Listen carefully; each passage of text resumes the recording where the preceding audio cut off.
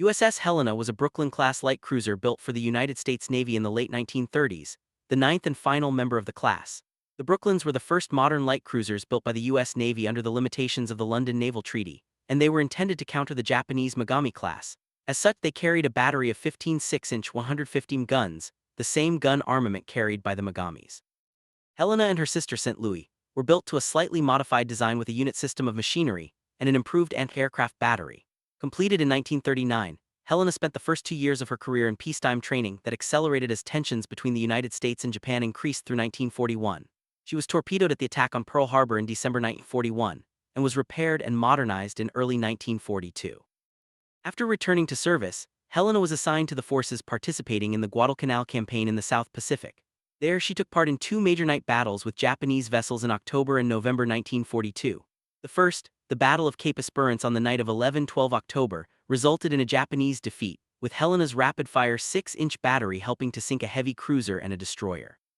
The second, the first night of the naval battle of Guadalcanal in the early hours of 13 November, saw a similar defeat imposed on the Japanese. Again, Helena's fast shooting helped to overwhelm a Japanese task force that included 2 fast battleships, one of which was disabled by heavy American fire and sank the next day. Helena sank a destroyer and damaged several others in the action while emerging relatively unscathed. During her tour in the South Pacific, she also escorted convoys carrying supplies and reinforcements to the Marines fighting on Guadalcanal and bombarded Japanese positions on the island and elsewhere in the Solomons. Following the American victory on Guadalcanal in early 1943, Allied forces began preparations to advance along the Solomon chain, first targeting New Georgia. Helena took part in a series of preparatory attacks on the island through mid-1943, culminating in an amphibious assault in the Kula Gulf on 5 July. The next night, while attempting to intercept a Japanese reinforcement squadron, Helena was torpedoed and sunk in the Battle of Kula Gulf. Most of her crew were picked up by a pair of destroyers, and one group landed on New Georgia where they were evacuated the next day, but more than 100 remained at sea for 2 days, ultimately making land on Japanese-occupied Vela La Vela. There they were hidden from Japanese patrols by Solomon Islanders and a coastwatcher detachment before being evacuated on the night of 15-16 July. Helena's wreck was located in 2018 by Paul Allen. Design. Main article: Brooklyn-class cruiser. Helena at her launching ceremony. As the major naval powers negotiated the London Naval Treaty in 1930, which contained a provision limiting the construction of heavy cruisers armed with 8-inch 203 mm guns, United States naval designers came to the conclusion that with a displacement limited to 10,000 long tons, 10,160 t, a better protected vessel could be built with an armament of 6 in 152 guns. The designers also theorized that the much higher rate of fire of the smaller guns would allow a ship armed with 12 of the guns to overpower one armed with 8 8-inch guns.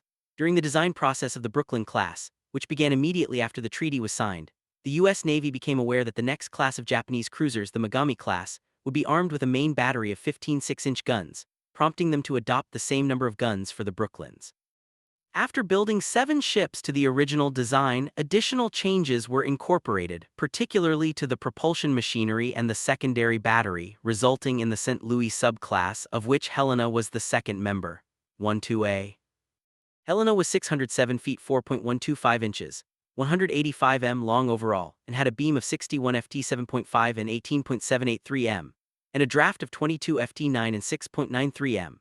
Her standard displacement amounted to 10,000 long tons, 10,160 t, and increased to 12,207 long tons, 12,403 t, at full load. The ship was powered by 4 Parsons steam turbines, each driving 1 propeller shaft, using steam provided by 8 oil-fired Babcock and Wilcox boilers.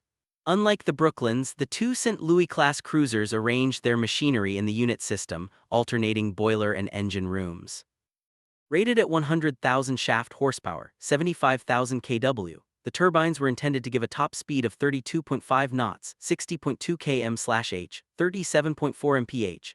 The ship had a cruising range of 10,000 nautical miles, 18,520 km, 11,510 mi at a speed of 15 knots, 28 km/h. 17 mph.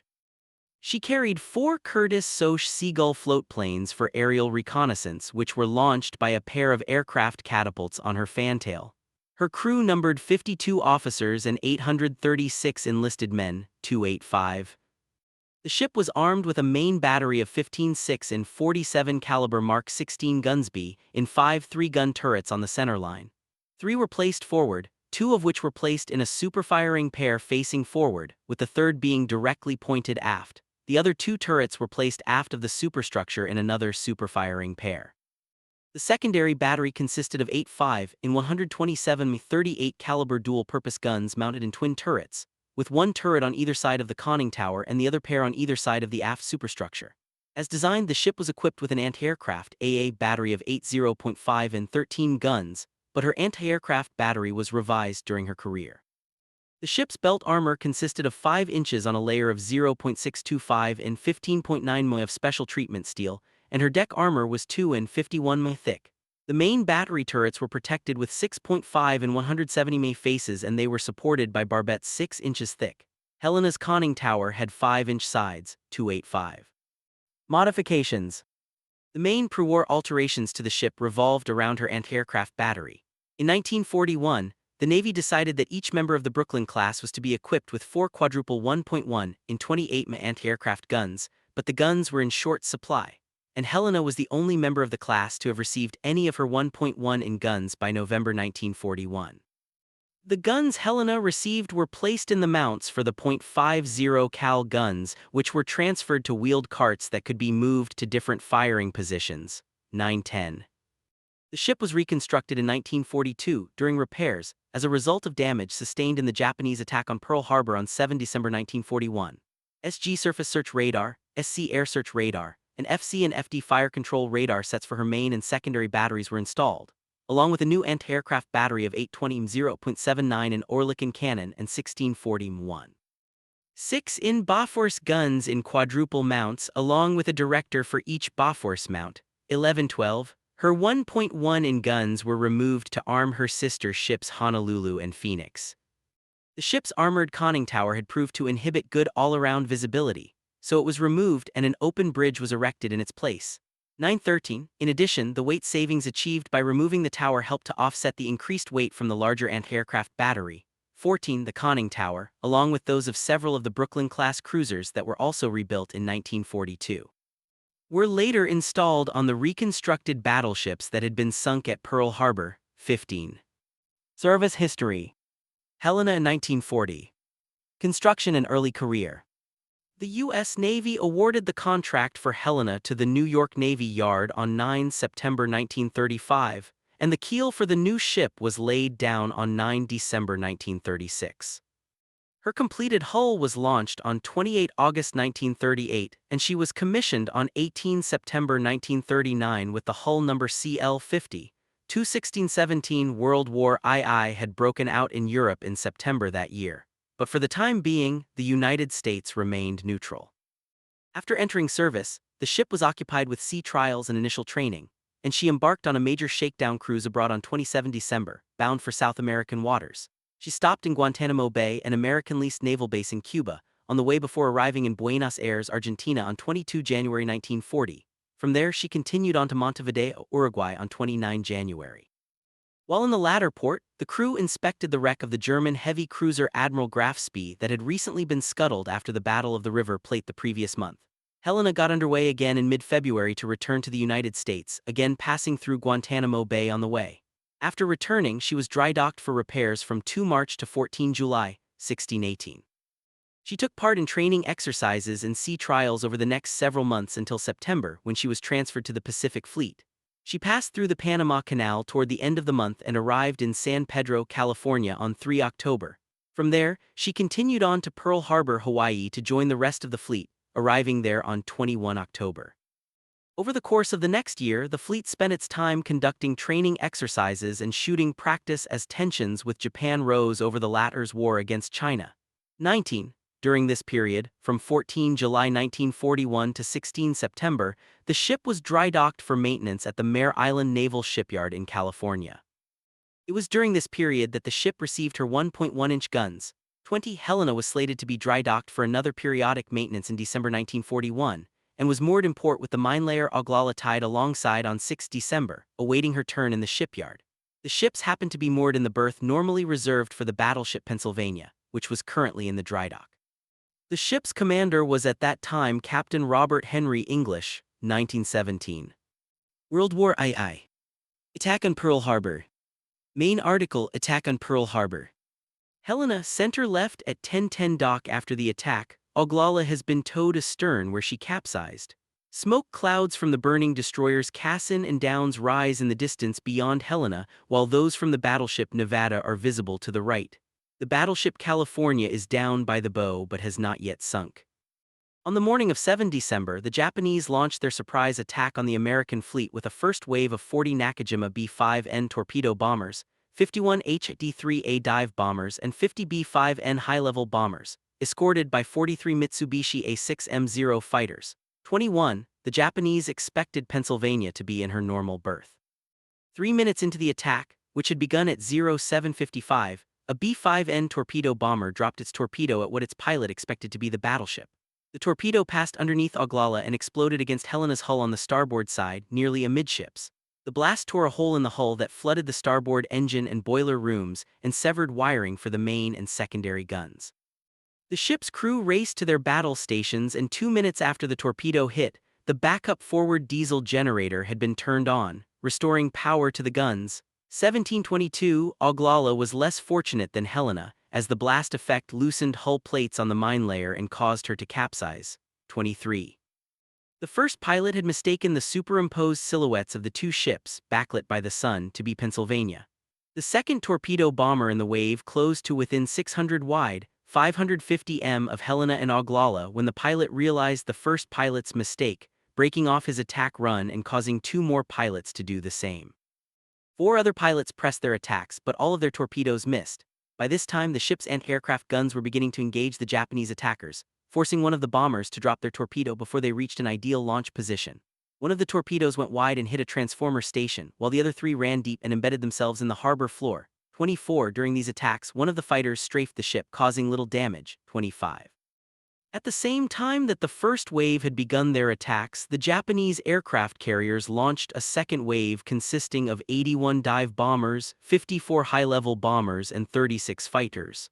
21. As Helena's anti-aircraft guns got into action, they helped to fend off further attacks from the second strike wave, while other men worked to control flooding by closing the many watertight hatches in the ship. 1722. The heavy anti-aircraft fire was credited with disrupting the aim of several Japanese bombers, which failed to hit the vessel with an estimated 4 near misses.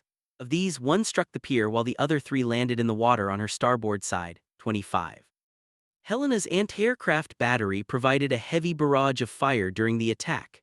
She fired approximately 375 shells from her 5-inch guns, around 3,000 rounds from her 1.1-inch guns, and about 5,000 rounds from her .50 cal guns. 25. She was credited with shooting down 6 Japanese aircraft, 13 out of a total of 29 aircraft downed in the raid.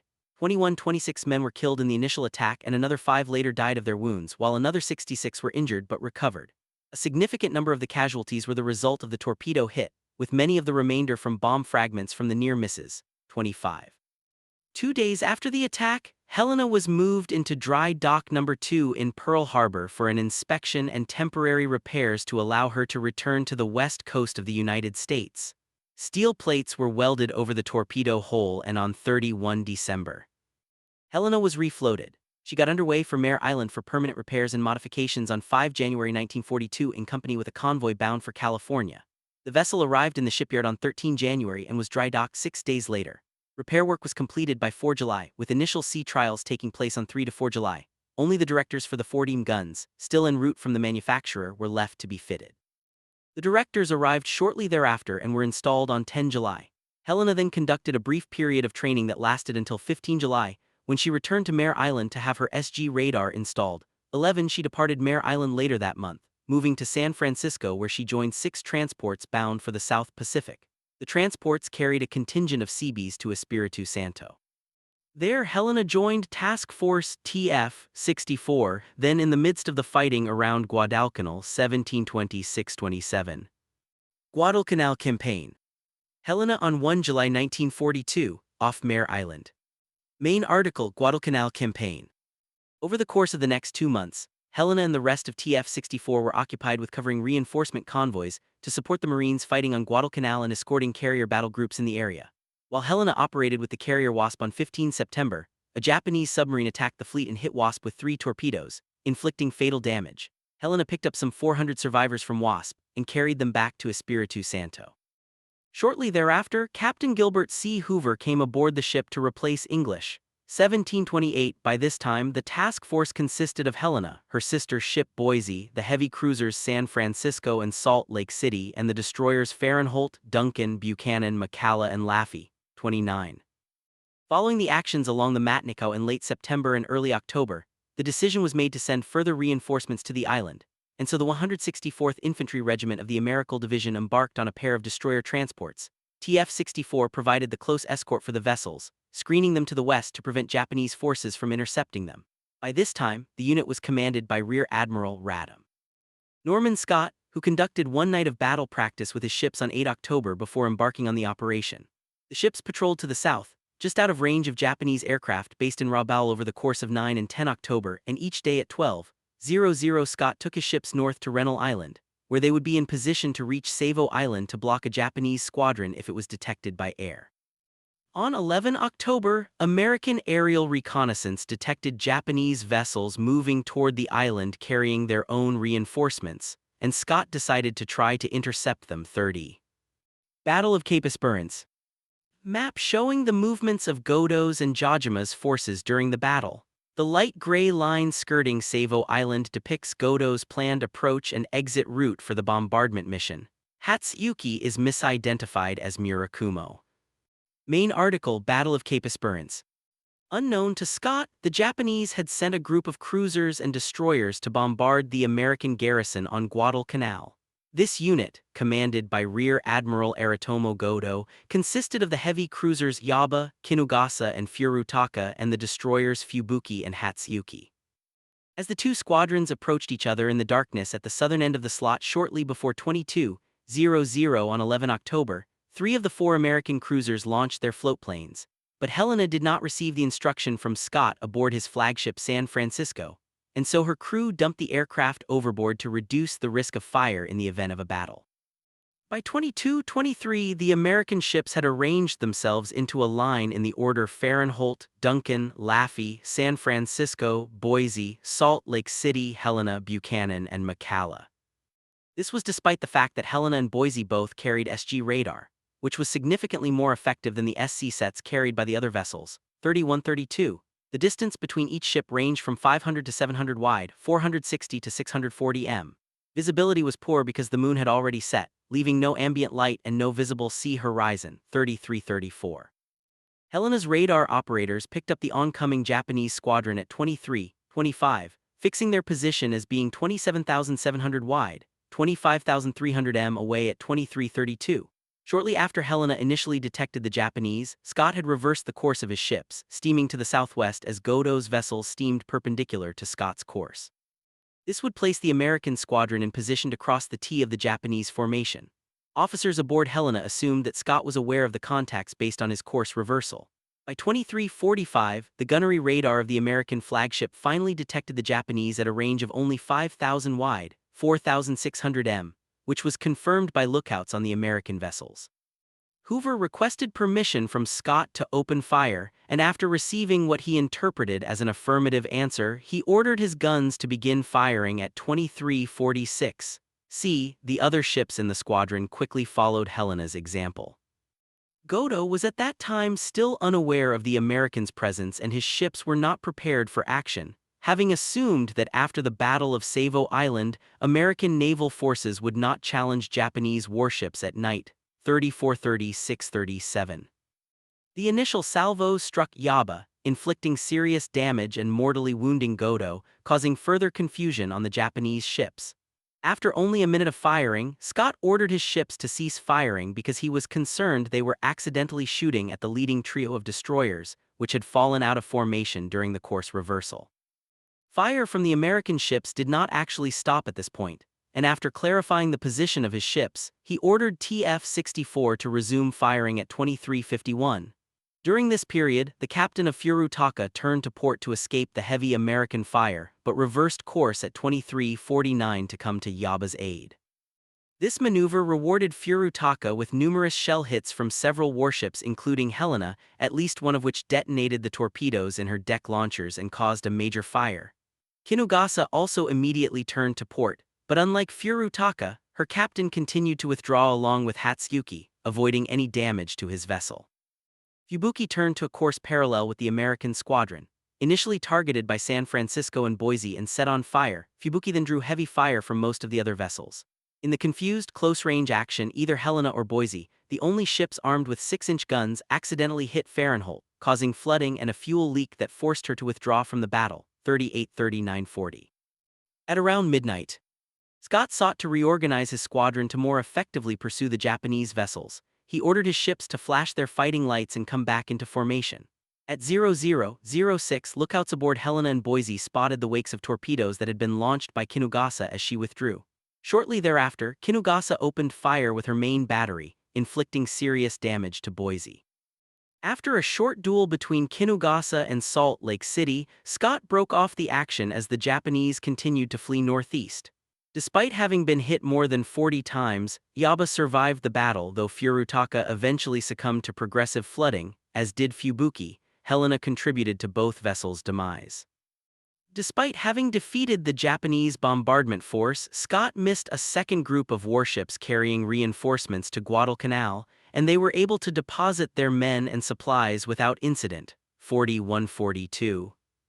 Shortly after the battle, the new fast battleship Washington was transferred to TF-64, which now came under the command of Radom Willis Lee. By this time the unit also included Helena, San Francisco, the light cruiser Atlanta, and 6 destroyers. On 20 October, Helena came under attack from a Japanese submarine while she patrolled between Espiritu Santo and San Cristobal, but the torpedoes missed. Over the course of 21-24 October, Japanese land-based reconnaissance aircraft made repeated contacts with TF-64 as a Japanese fleet approached the area. But in the Battle of the Santa Cruz Islands that began on the 25th, the Japanese concentrated their air attacks on the American carriers of TF-17 and 61, and Lee's ships saw no action. On 4 November, Helena was back off Guadalcanal to provide fire support during the Coley Point action. Helena, San Francisco, and the destroyer Sterett shelled Japanese positions as they came under attack from elements of the 164th Infantry Regiment and the 8th Marines, ultimately annihilating the Japanese defenders by 9 November, 1743-44. Naval Battle of Guadalcanal. Approximate routes of Japanese force under Abe, Red Line, and U.S. force under Callaghan, Black Line, as they head towards each other early on 13 November in Ironbottom Sound between Savo Island, Cape Esperance, and Lunga Point on Guadalcanal. The green area near Lunga Point on Guadalcanal marks the location of Henderson Field. Main article: Naval Battle of Guadalcanal. In early November, both sides began preparations to resupply their forces fighting on and around Guadalcanal. An American convoy carrying 5,500 soldiers and supplies was organized, to be covered by TF-16, centered on the carrier Enterprise. Washington was detached from TF-64 to strengthen the covering force, and the cruiser unit was reorganized as TF-67.4 and assigned as the close escort, commanded by Radom Daniel J. Callaghan. The unit now included, in addition to Helena, the heavy cruisers San Francisco and Portland, the light cruisers Atlanta and Juneau, and the destroyers Cushing, Laffey, Sterett, O'Bannon, Aaron Ward, Barton, Monson, and Fletcher. Overall command rested with Radom Richmond K. Turner. Meanwhile, the Japanese had assembled a convoy of their own carrying 7,000 men and supplies for the army already on Guadalcanal. It was to be supported by a bombardment force of 2 fast battleships, a light cruiser, and 11 destroyers. A total of 4 heavy and 1 light cruisers and 6 destroyers would cover the conv. 45-46. On 12 November, Callaghan's ships and their transport vessels arrived off Guadalcanal, and while they unloaded, a Japanese artillery battery opened fire on the transports. Helena and then some of the destroyers returned fire to suppress the Japanese gunners. A Japanese airstrike interrupted the work. 2 ships were damaged, but Helena emerged unscathed. Reconnaissance aircraft detected the approach of the Japanese bombardment force, the convoy, and a detached group of destroyers. Turner believed that the Japanese aimed to either attack TF-67.4 and the transports as they withdrew that night, or to bombard the Americans on Guadalcanal. He decided to keep Callaghan's unit off Guadalcanal and to send the convoy off with an escort of just 3 destroyers and 2 destroyer minesweepers, as TF-16 was too far south to be able to reach the area. Callaghan escorted the convoy through Lengo Channel before turning back west to position his ships between the Japanese squadron and the garrison on Guadalcanal. The approaching Japanese force, commanded by Radom Hiroki Abe, centered on the battleships Hiei and Kirishima, 1747-48. Callaghan arranged his ships in a single column, as Scott had done at Cape Esperance, and he similarly failed to realize the advantage that the SG radar-equipped ships provided, eschewing those vessels so equipped for San Francisco. Scott had transferred to Atlanta, which did not mount an SG, but it was placed as the frontmost cruiser. Abe's ships reached the area off Cape Esperance at around 01:25 on 13 November, by which time his vessels had fallen into disarray due to bad weather that greatly hampered visibility. The destroyers he believed were screening his advance were in fact out of position. Abe was aware of Callaghan's presence off Guadalcanal earlier in the day, but did not know his current whereabouts. At 01:30, he received a report from observers that there were no American vessels off Lunga Point, leading him to order his ships to begin preparations for a bombardment. By this time, Helena had already picked up Abe's ship 6 minutes before at a distance of 27,100 wide, 24,800 m. Callaghan was not aware, as San Francisco had not yet detected the Japanese 49. Ironbottom Sound between Savo Island Center and Guadalcanal left, where the majority of the warship surface battle of 13 November took place. Both sides' destroyers encountered each other at 01:42. Continued confusion on Callaghan's part led to contradictory orders that threw the American squadron into disarray just as the two forces collided. In the ensuing close-range melee, he ordered odd ships fire to starboard, even ships fire to port, 50, although he had not assigned any numbering system beforehand. Abe received incomplete reports from his destroyers, causing him to hesitate briefly before ordering his ships to open fire at 01:48. As the American and Japanese ships engaged each other in the chaotic battle, Helena initially engaged the destroyer Akatsuki, disabling her searchlight but drawing return fire that did insignificant damage. Bombarded by several other vessels, Akatsuki exploded under heavy fire and quickly sank. Helena then shifted fire to the destroyer Amatsukaze at 02:04, only to be forced to check her fire when San Francisco passed between the two vessels. Helena nevertheless scored several hits that forced Amatsukaze to disengage. The Japanese destroyer was only saved from destruction by an attack by the destroyers Isagumo, Murasame, and Samadare that caused Helena to engage them. Murasame received a hit that disabled one of her boiler rooms, forcing her to withdraw as well, while Samadare was set on fire, 5150-253. During this period, one of her 40 guns fired at the cruiser Nagara as she steamed in the opposite direction. Helena then continued to maneuver among both sides' burning vessels, firing on a number of retreating Japanese vessels, 54, as San Francisco, which had been badly damaged by Hiei, continued on through the melee. Helena turned to follow her to try to protect her from further harm, 55. In the course of the 38-minute action, the American squadron was badly damaged, and both Callaghan and Scott were killed in the confused fighting, the latter by friendly fire from San Francisco. Helena emerged relatively unscathed, having received 5 hits that did negligible damage and killed 1 man. 2 American destroyers were sunk, 3 more were disabled, as were 2 cruisers. In return, Hiei was badly damaged and would later be scuttled after repeated American air attacks the next day prevented her withdrawal. 1 destroyer had been sunk and a second was badly damaged. And more importantly, Callaghan's ships had prevented Abe from bombarding the airfield on Guadalcanal 56. Hoover, the senior surviving officer in the shattered American squadron, ordered all vessels still in action to withdraw to the southeast at 02:26 while the Japanese retreated in the opposite direction. Hoover collected San Francisco, Juneau, Sterett, and O'Bannon and escorted them south. At 11:00, the Japanese submarine I-26 fired a spread of torpedoes at San Francisco that missed, but one hit Juneau. The torpedo detonated one of the ship's magazines, and combined with the damage she had sustained the previous night, caused her to rapidly sink. Hoover decided that Helena was too valuable to risk stopping to pick up what he assumed to be very few survivors, and the other vessels in the group were too damaged to stop either. He instead signaled to a passing B-17 bomber, but the report of Juneau's fate was not delivered.